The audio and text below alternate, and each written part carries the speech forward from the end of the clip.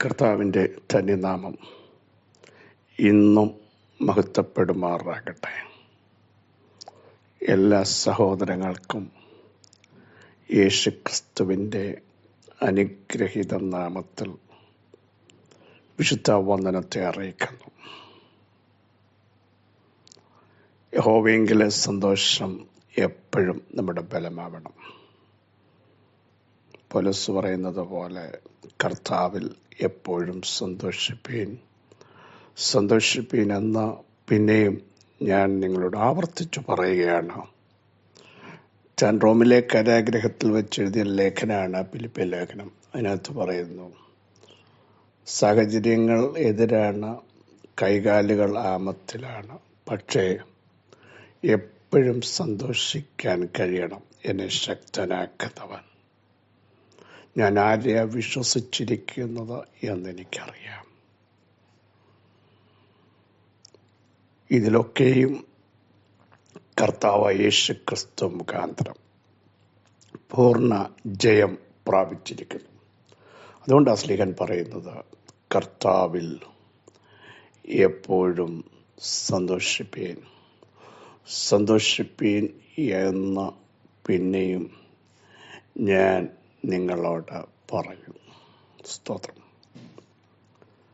ഏതു സമയത്തും സന്തോഷിക്കാൻ കർത്താവിൻ്റെ പാദപീഠമേ ഉള്ളൂ. സ്തോത്രം. പ്രിയരെ, നമ്മുടെ ജീവിതത്തിൽ പ്രതിസന്ധി വന്നപ്പോഴും, പ്രതികൂലം വന്നപ്പോഴും, സങ്കടങ്ങൾ വന്നപ്പോഴും നമ്മൾ നിരാശയുടെ എൻഡിലേക്ക് പോകാതെ എഴുന്നേറ്റതിൻ്റെ കാര്യം എന്താണെന്നറിയാമോ? ദൈവത്തിൻ്റെ മഹാകരുണ കൊണ്ട്. ഒന്നുകൂടി പറഞ്ഞാൽ, കർത്താവിൽ സന്തോഷിക്കാൻ എൻ്റെ ബലം കർത്താവാണ്, എൻ്റെ നായകൻ കർത്താവാണ്, എന്നെ നടത്തുന്നവൻ ഉണ്മയുള്ളവനാണ്, ഞാൻ ആരെ വിശ്വസിച്ചിരിക്കുന്നു എന്ന ആഴമായ ഒരു ഉറപ്പ് നമ്മുടെ അകത്തുള്ളത് കൊണ്ടാണ് നമുക്ക് കർത്താവിൽ എപ്പോഴും സന്തോഷിപ്പാൻ കഴിഞ്ഞത് എന്ന് വ്യക്തമായി രുചിച്ചറിഞ്ഞുകൊണ്ട് വിളിച്ചു പറയാൻ കഴിയില്ലേ സഹോദരങ്ങളെ? ഇന്ന് പകലും ധൈര്യത്തോടെ പറ, ഞങ്ങൾ ഏത് സമയത്തും ഏത് സാഹചര്യത്തിലും കർത്താവിൽ സന്തോഷിക്കും. ഒരു ശക്തിക്കും ഞങ്ങളെ തോൽപ്പിക്കാൻ പറ്റില്ല. ഒരു അന്ധകാര മണ്ഡലങ്ങൾക്കും ഞങ്ങളെ ഇല്ലാതാക്കാൻ പറ്റില്ല. വിളിച്ചവൻ ഉണ്മയുള്ളവൻ. അവിടുന്ന് ആരാന്ന് ഞങ്ങൾക്ക് വ്യക്തമായിട്ടറിയാം. വഴിയിലിട്ടേച്ചു പോകാത്തവൻ, കാരാഗ്രഹത്തിലും ഇറങ്ങി വരുന്നവൻ, ചങ്ങലകളെ അഴിക്കുന്നവൻ, വാതിലുകൾ തുറക്കുന്നവൻ,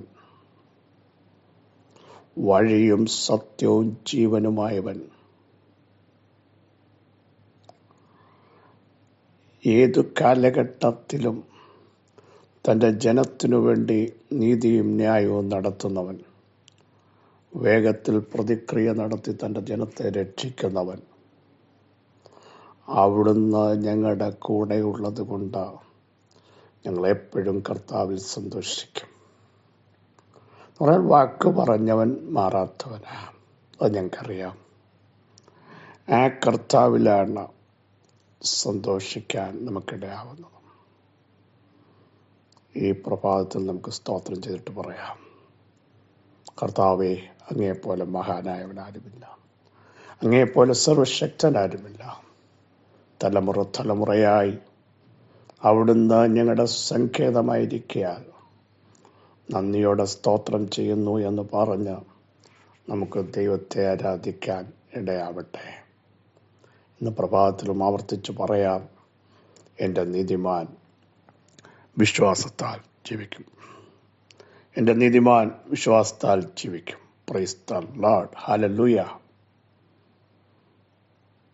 കർത്താവിൻ്റെ വരവിനായി നമുക്കൊരുങ്ങാം.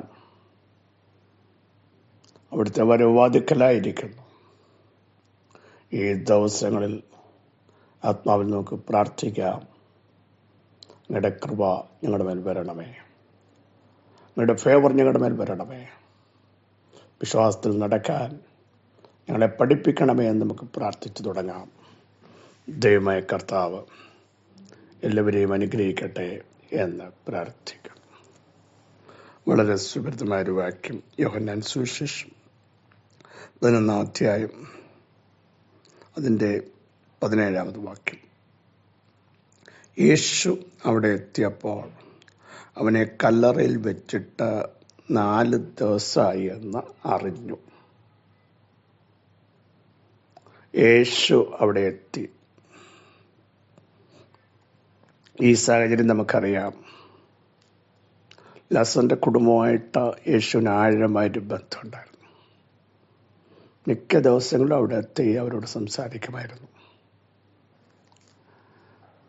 എന്നാൽ ലാസറിന് കനത്ത രോഗം പിടിച്ചു.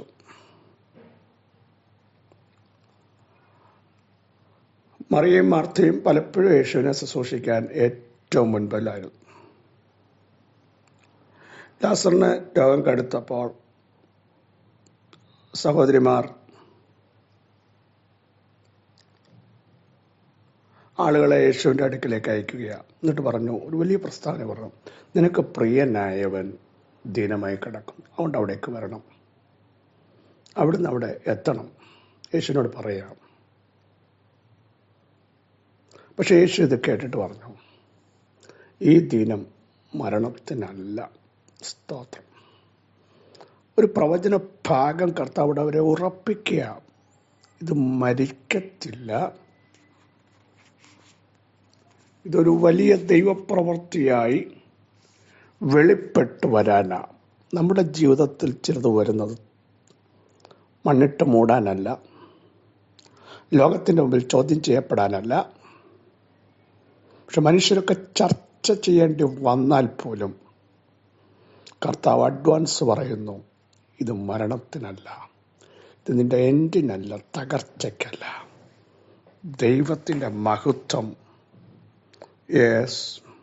വെളിപ്പെടേണ്ടതിനാണ്. ദൈവപുത്രനായ കർത്താവ്, അവിടുത്തെ ശക്തി, അവിടുത്തെ സാന്നിധ്യം നമ്മുടെ മേൽ വെളിപ്പെടേണ്ടതിനാണ് ചിലത് താമസിക്കുന്നത്.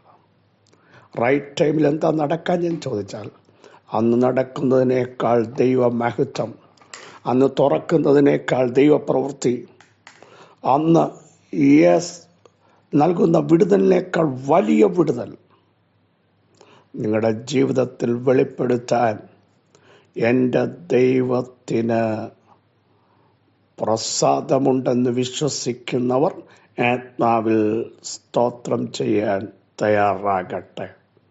Price to Jesus, hallelujah. എന്നിട്ട് യഥാർത്ഥത്തിൽ ആ കുടുംബക്കാർക്ക് ഭയങ്കര വേദനയുണ്ടായി, സങ്കടമുണ്ടായി. പ്രിയരെ, ചില പ്രാർത്ഥനാ വിഷയങ്ങൾ വേഗത്തിൽ അറ്റ് എ ടൈമിൽ മറുപടി കിട്ടിയില്ലെങ്കിൽ നമുക്കും സങ്കടം ഉണ്ടാവില്ലേ? പക്ഷേ അതിനുശേഷം വരുന്ന വിടുതലുകൾ ആവർത്തിച്ച് പറയുന്നു, നമുക്ക് ഇമാജിൻ ചെയ്യാൻ പറ്റാത്തതാ, നമുക്ക് ചിന്തിക്കാൻ പറ്റുന്നതിൽ ഉപരിയാണെന്ന് എത്ര പേർ വിശ്വസിച്ചുകൊണ്ട് ദൈവത്തിന് സ്തോത്രം ചെയ്യും. എന്നിട്ട് യേശു അവിടെ എത്തിയപ്പോൾ അവനെ വച്ചിട്ട്, എവിടെ? കല്ലറയിൽ വെച്ചിട്ട് 4 ദിവസമായി നടന്നു. നിന്റെ സബ്ജക്റ്റ് എവിടെ ഇരിക്കുന്നു എന്ന് അറിയുന്നവൻ, അതിൻ്റെ ടൈം അറിയുന്നവൻ, കാലപ്പഴക്കം അറിയുന്നവൻ, ഇന്നു പകൽ വ്യക്തമായി കാലപ്പഴക്കം ചെന്നത്, ദിവസങ്ങൾ പോയത്, പ്രതീക്ഷ നഷ്ടപ്പെട്ടത് എല്ലാം അറിയാവുന്നവൻ നിന്റെ കൂടാരത്തിനകത്ത് വന്നിട്ടുണ്ട്.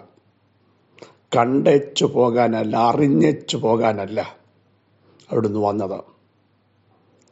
ഇനി നടക്കത്തില്ല നകത്ത് എന്ന് പറയുന്ന സബ്ജക്റ്റിനെ പോലും, ഇപ്പൊ ഹോപ്പ് നഷ്ടപ്പെട്ട് ഇനി പൊങ്ങത്തില്ലെന്ന് ചിന്തിക്കുന്ന വിഷയത്തെ പോലും ആർക്കും ഒന്നും ചെയ്യാൻ പറ്റില്ലെന്ന് ചർച്ചക്കാർ പറയുന്നത് പോലും, കല്ല് വെച്ചതാരും നീക്കിയിട്ടില്ല എന്ന് അകത്തളങ്ങളിൽ മറ്റുള്ളവർ പരസ്പരം പറയുന്ന സബ്ജക്റ്റ് പോലും ഇന്നു പകൽ എഴുന്നേൽപ്പിക്കാൻ എൻ്റെ യേശു വന്നിട്ടുണ്ട്. എൻ്റെ യേശു വന്നിട്ടുണ്ട്.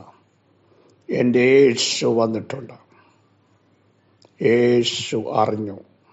38 സംവത്സരമായി ഒരുവൻ അവിടെ കിടക്കുന്നത് അറിഞ്ഞ് യേശു അവനെ കണ്ടച്ചു പോകാനല്ല, ആശ്വസിപ്പിക്കാനല്ല വന്നത്. സാരമില്ല, ഇനി ചാൻസ് ഉണ്ടെന്ന് പറയാനല്ല. ഇതുവരെ നടക്കാത്തത് ആ സമയത്ത് നടപ്പിലാക്കി അവനെ എഴുന്നേൽപ്പിച്ച് ദേശത്തടയാളമാക്കാൻ. പ്രിയരെ, നിന്നെയും നിന്റെ തലമുറകളെയും നിന്റെ വിഷയത്തെയും ദേശത്തടയാളമാക്കാൻ എൻ്റെ യേശു അവിടേക്ക് വരികയാണ്. ഇന്ന് പകൽ ആർക്കും വരാൻ പറ്റാത്തടത്ത്, ആരോടും പറയാൻ പറ്റാത്ത നിന്റെ സബ്ജക്റ്റിനകത്ത്, പ്രതീക്ഷ നഷ്ടപ്പെട്ടിടത്ത്, നിന്റെ പ്രത്യാശയ്ക്ക് ഭംഗം വന്ന് അകത്തളങ്ങളിൽ ചോദിക്കുക, ഇനിയും ഇതിന് സാധ്യതയുണ്ടോ? ഇനിയും നടക്കുമോ? ഇനിയും എഴുന്നേൽക്കുമോ? ഇനിയും വിടുതൽ വരുമോ? ഇവിടെ പ്രവർത്തിക്കാൻ എൻ്റെ യേശു വന്നിട്ടുണ്ട്. യേശു ഇത് അറിഞ്ഞിട്ടുണ്ട്. എല്ലാവരും അറിഞ്ഞ പോലെ ഞാൻ അറിഞ്ഞു, ഞാനിത് കേട്ടു എന്ന് പറഞ്ഞിട്ട് പോകുന്നവനല്ല. അറിഞ്ഞാൽ അത്ഭുതം സംഭവിക്കും. അറിഞ്ഞാൽ ജനം പുറത്തു വരും. അറിഞ്ഞാൽ ദൈവിക പ്രവൃത്തി നിങ്ങളുടെ ജീവിതത്തിൽ, നിങ്ങളുടെ ശരീരത്തിൽ, നിങ്ങളുടെ ആത്മീയതയിൽ, നിങ്ങളുടെ മിനിസ്ട്രിയിൽ വെളിപ്പെടുത്താൻ ഒരുവൻ ഇതാ അവിടേക്കെത്തി. സ്തോത്രം ചെയ്യൂ.